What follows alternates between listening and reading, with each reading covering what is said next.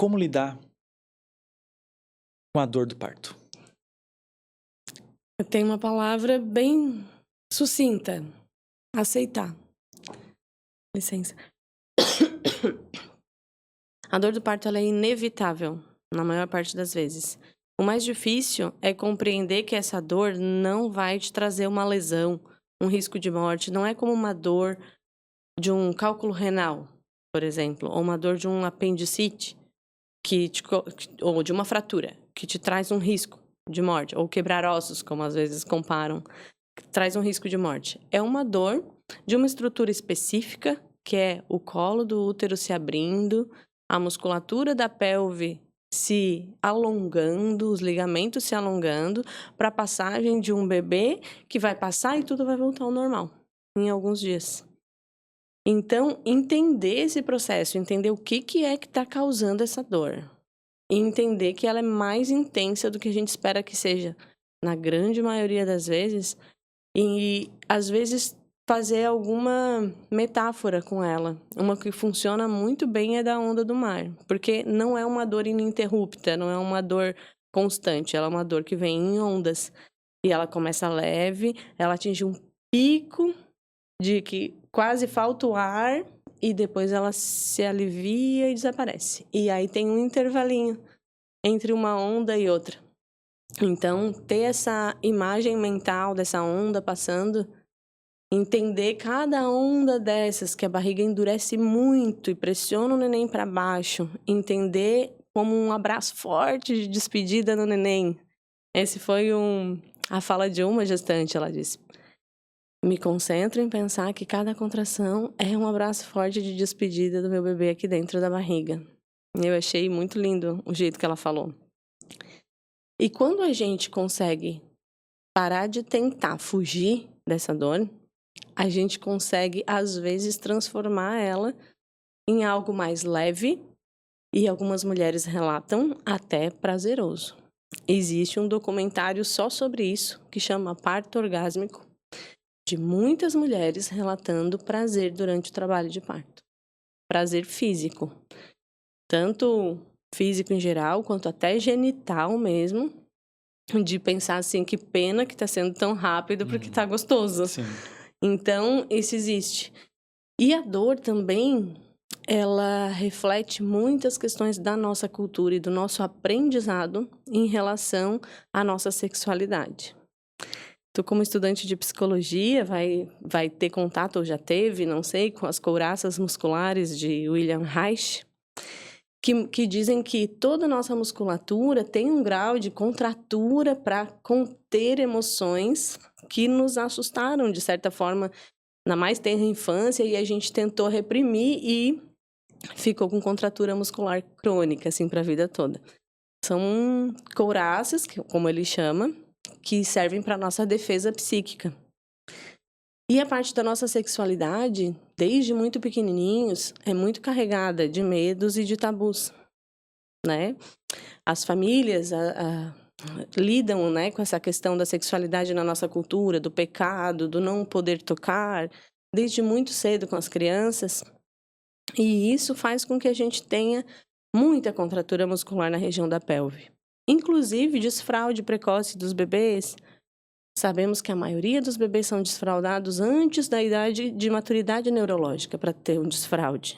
E isso acarreta em contratura dos músculos do assoalho pélvico para a vida toda.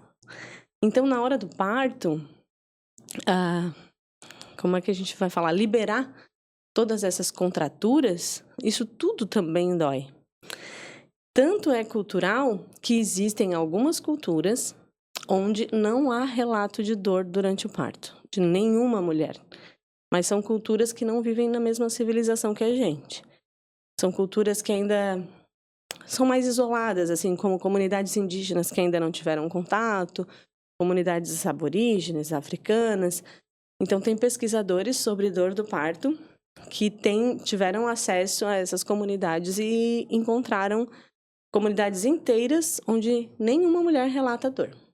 Isso a gente encontra num livro muito interessante que vale a pena para toda mulher que vai parir, que chama Pariremos com Prazer. Cara, Eu não imaginava que pudesse ser prazeroso para algumas mulheres a sensação de parir um bebê. Só que assim, existem inúmeros fatores que pode acontecer dentro do local ali onde que está acontecendo o parto, né? Sim. Como é que eu, como pai, e a mãe que está ali parindo, ela pode identificar a dor do parto de outra dor que não é a do parto? Como é que ela pode saber disso? Durante o trabalho de parto, o corpo, ele é muito inteligente. Ele tá com a parte límbica do cérebro da mulher extremamente irrigada e ativa. E muito pouco irrigada a parte do córtex frontal, que é a parte de tomada de decisão e planejamento. Muito dificilmente a mulher vai relatar, na verdade eu nunca vi e acho que não existe, tá? Vou te dizer acho porque eu nunca li, nem vi, nem presenciei uma mulher com uma dor durante o trabalho de parto que fosse um problema, que não fosse. Porque ela pode ter uma dor na coluna, que está referente a alguma questão de coluna lombar que ela tenha, de musculatura, de contratura. Ela pode ter uma dor de ciático, uma dor na perna, uma dor no joelho, uma dor no pé por causa da posição que ficou, de cócoras. Mas tudo são dores que não vão colocar ela em risco. Ela, no máximo, vai ficar dolorida depois. Ou dor nos braços de tanto segurar em alguma, estrutura na hora de se apoiar para as contrações. Mas acho que a tua pergunta vem um pouco também assim de como identificar algum perigo. Isso, exatamente. E aí não vai ser pela dor. A dor, o relato de dor, o não estou suportando mais, chega, me tira daqui, eu quero a cirurgia agora, eu quero uma anestesia, por favor. Isso nunca vai expressar um risco de vida para a mulher. Isso pode expressar uma baixa tolerância à dor, pode expressar até alguma questão emocional relacionada a não querer mais lidar com esse nascimento.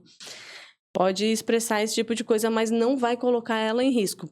Vou te dar um exemplo assim, se for uma mulher que for virada as costas para ela e deixar ela gritando e pedindo, pelo amor de Deus, me tira daqui que eu tô com muita dor. O neném vai nascer e ela vai ficar feliz. Entende?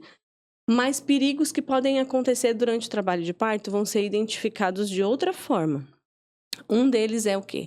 O bebê não está tolerando bem as contrações por alguma questão mecânica, uma compressão de cordão, alguma coisa que está acontecendo lá dentro da barriga que a gente não consegue saber o que é. Isso vai aparecer na ausculta do coração do bebê, que é um mecanismo mais importante de controle e acompanhamento do trabalho de parto, é a ausculta do bebê bem feita. Então, a mulher está com muita dor, mas o bebê está muito bem e ela, os sinais vitais dela, tipo pressão, tá tudo ok? Tá tudo bem? É lidar com a dor, tá? Agora, às vezes a dor nem é tão intensa, mas o coraçãozinho do bebê demonstrou alguma alteração. Então, vão existir várias alterações nos parâmetros do batimento do coração fetal, do bebezinho, que vão indicar a necessidade de alguma intervenção, que às vezes pode ser uma simples mudança de posição da mulher. Às vezes ela está sentadinha de cócoras numa banqueta e o coraçãozinho deu uma descida além do parâmetro que é considerado normal. Primeira coisa que a gente faz é experimentar sair da banqueta. Resolveu, o coraçãozinho voltou para o padrão normal e não saiu mais, segue com o parto. O coraçãozinho do bebê está acelerando mais do que deveria. Isso pode dizer que daqui a pouco ele vai estar cansado demais, ele está se esforçando muito. Então, também vai se buscar estratégias para ajudar a resolver isso. Nenhuma dessas duas situações que eu falei são indicações de interromper o trabalho de parto e correr para a cirurgia. Porém, se isso começa a se repetir durante o trabalho de parto, por exemplo, o coraçãozinho baixou mais do que deveria numa fase em que a gente não espera isso. Porque bem no finalzinho do trabalho de parto, quando o neném já entrou no canal vaginal, é normal dar uma baixada nos batimentos cardíacos. Então, isso já está dentro dos parâmetros normais. E ele precisa ter uma irregularidade, uma alteração na frequência cardíaca que demonstra que o bebê está se adaptando bem às situações. Então, lá no finalzinho, durante uma contração, esse coraçãozinho baixa, só que a contração acabou, o coraçãozinho super sobe rápido. Então, lá no finalzinho, a preocupação vai ser: tá subindo rápido depois da contração? E aí o papel do técnico, né, do médico obstetra, da enfermeira obstetra, da obstetriz, que estão ali avaliando se tá indo tudo bem no trabalho de parto, principalmente é cuidar dos batimentos cardíacos do bebê. E aí, o que que acontece? A gente vê negligências ainda, a gente vê a ausculta de batimento cardíaco fetal mal feitas, mas a gente já tem condição de saber o que que é, como é que é o certo. Tá, deixa eu saber como é que é, então. Uhum. Então, a forma correta de auscultar o batimento cardíaco do bebê, ela é uma ausculta que para a mulher é um pouquinho chata, incômoda, mas que dependendo da empatia e do jeito do profissional pode ser super tranquilo. Aquele aparelhinho que tem tipo um microfonezinho na ponta que coloca na barriga e ausculta o coraçãozinho, que a gente conhece já do pré-natal, É, eu um tenho um. pequenininho, É. um sonar, não é bom ter um em casa. É. A gente já conversa sobre isso. Tu me falou lá naquele gente encontro falou. e aconteceu com a gente, mas isso a gente pode falar depois. Combinado. É. Então, essa ausculta, durante o trabalho de parto, na fase ativa do trabalho de parto, é recomendado que ela seja feita. E ela precisa ser feita assim: a mulher está tendo contrações ritmadas. Vem a contração forte, passa. Vem e passa. Então, a gente pega num intervalo desse, no finalzinho de um intervalo, porque a gente já está meio que sabendo quando que vai chegar. E a mulher também tem uma sensação assim: tá vindo, tá chegando. A gente começa a auscultar no início da contração, fica a contração toda ouvindo, que vai ser ali 50 segundos, 1 minuto e 10. E a hora que passa, continua a ausculta. Então, faz uma ausculta antes, durante e depois da contração.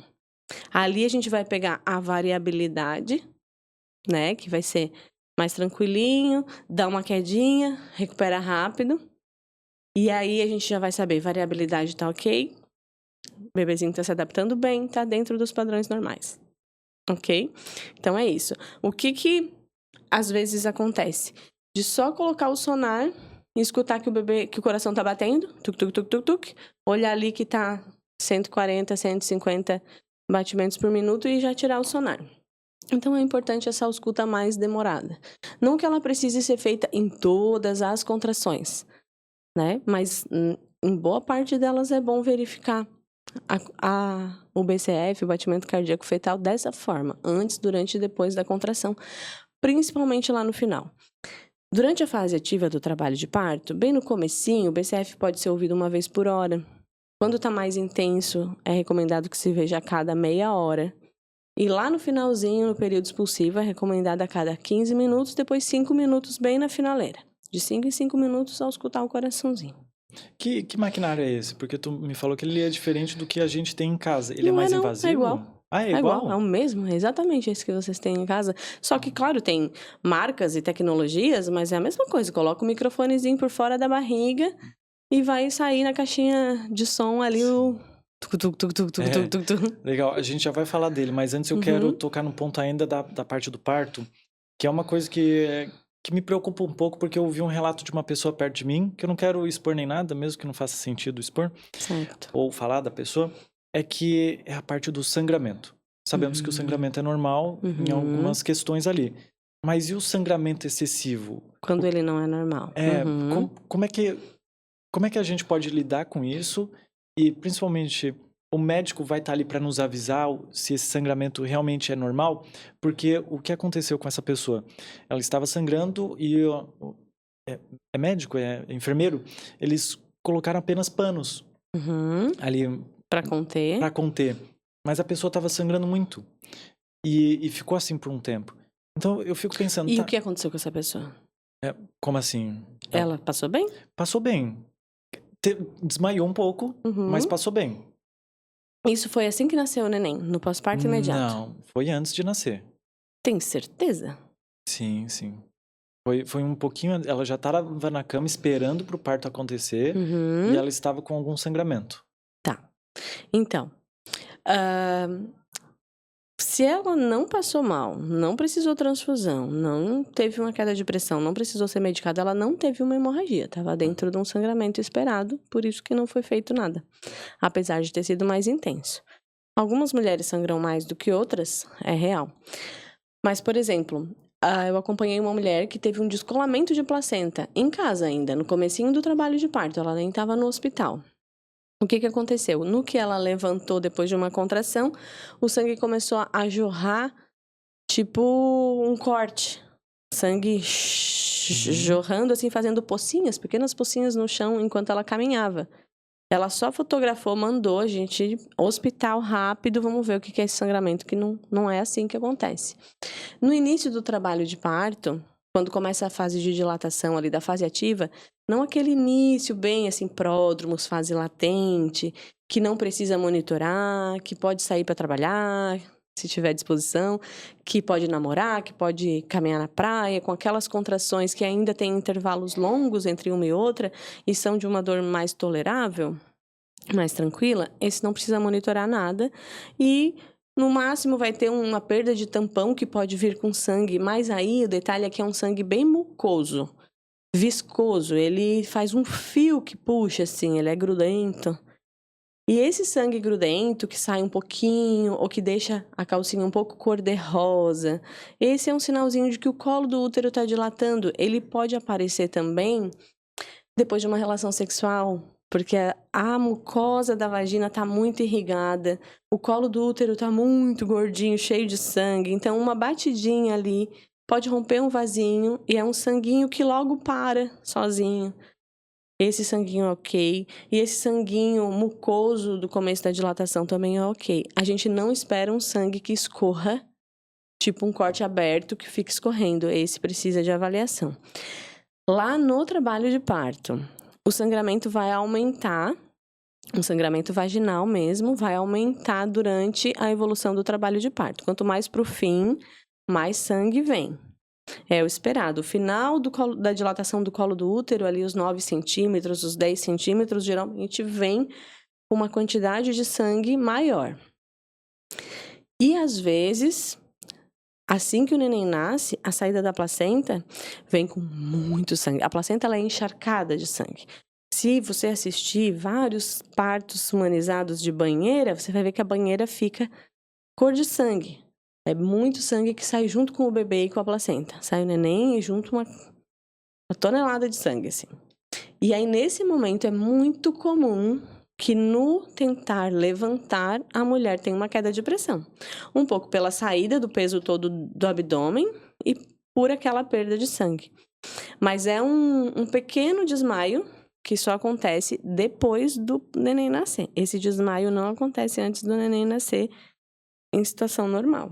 Entendi. Entendeu? Então, nasceu o neném, ela tentou levantar, ou assim, amamentou, e na primeira hora de ir no banheiro, perdeu a consciência. É questão de segundos, ela já retoma a consciência. Por isso que o primeiro banho, a primeira levantada, sempre tem que estar acompanhado pelo acompanhante e por um profissional técnico do hospital ou da equipe de parto domiciliar, se for. E uma das coisas mais importantes a se observar num pós-parto imediato é o sangramento. Então, o médico tem que estar colocando, e quem coloca as compressas ali deve ser a mesma pessoa para saber quantas já colocou, que peso que elas estão saindo, quanto encharcadas elas estão ficando, porque uma das maiores complicações de trabalho de parto é a hemorragia pós-parto. Então, isso é uma coisa que todo profissional que assiste o parto tem que estar muito atento. E geralmente eles estão. Eu só vi uma hemorragia pós-parto nesses anos, que já era meio que esperado por um quadro de saúde da mulher, que tinha um problema de coagulação sanguínea, então já estava, assim, o medicamento para tratar a hemorragia já estava exposto. No momento em que ela começou a ter uma queda de pressão, logo depois que nasceu o neném, nasceu a placenta, teve uma queda de pressão, sangramento abundante, o medicamento entrou e não deu 5 minutos, ela voltou. Rapidinho daquela síncope ali, daquele pequeno desmaio. Agora, tem uma coisa bem importante que acontece durante o trabalho de parto, e isso acontece com quase todas as mulheres. É uma sensação de tô passando mal, vou desmaiar. Tá. E isso é... Eu acho que eu não tenho quase nenhuma que não disse isso. Eu tô muito fraca, eu tô perdendo a consciência, eu tô passando mal. Mas é algo que é muito inerente ao parto. E que, se surge uma emergência de verdade, a mulher tá ali, ela tá alerta. Ela tá com aquela sensação de que não tá. E ela fala muitas vezes, assim, me sinto fraca, a sensação é como se fosse uma virose, assim, uma gripe muito forte. Às vezes dá enjoo e vômito, a mulher vomita e sente uma fraqueza, principalmente ali na fase de transição das contrações, quando vai iniciar o período expulsivo, que é a parte da saidinha do neném pela vagina. No final da dilatação, essa mudança de fase, da fase de dilatação para a fase de empurrar o bebê, que é o período expulsivo, ela traz muito essa sensação de não vou conseguir, estou muito fraca, estou passando mal, me ajuda, me vomita, e aí não consigo me mexer daqui, eu não consigo andar, não, vocês não estão entendendo, eu não consigo. E aí a gente precisa trocar, às vezes, de um ambiente para o outro. Então, vamos sair dessa banheira, que essa água está muito quente. Ah, mas eu não consigo levantar. Aí a gente... melhora um ar-condicionado, dá uma abanadinha, dá uma aguinha gelada, diz, ó, nós vamos te ajudar. Levanta uma perna, depois a outra, e as pernas respondem e a mulher vai. Sim. É uma sensação. É possível que ela desmaie nesse momento? Nunca vi. Não é possível que a mulher desmaie em trabalho de parto assim. A não ser que ela tenha, tipo, uma hemorragia mesmo. Só que isso aí vai ser observado primeiro pelo sangramento, a queda de pressão e o desmaio. E aí vai ter que ser um socorro, assim, né? Tratar dessa hemorragia, que pode se tratar de um descolamento de placenta, que pode acontecer antes do trabalho de parto, durante a gravidez. Pode acontecer por um acidente, um trauma, uma batida na barriga. E, raramente, pode acontecer durante o trabalho de parto também.